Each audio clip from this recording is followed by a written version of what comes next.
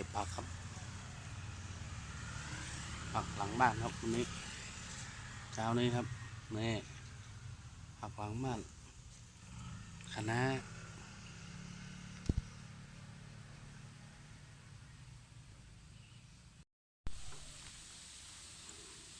นี่ครับเมนูเช้านี้ครับ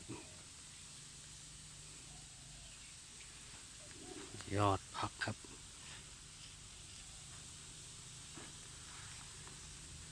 นี่ทันแล้วยอดผักหลังบ้านนะครับ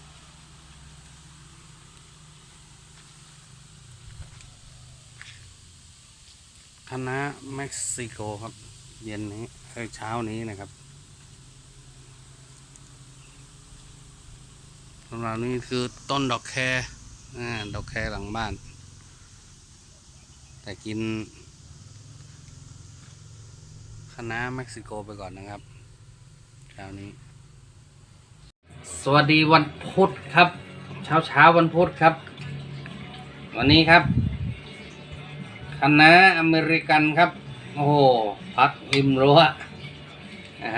เขียวๆอันนี้หมูจากร้านไอเดียวครับเมนลักร้านไอเดียวแฮมหม้ออันนี้ไข่ของตาครับยายบนดอยนี่นะครับจากฟาร์มไม่เลยฟาร์มไก่ไม่เลยอร่อยนะครับวันนี้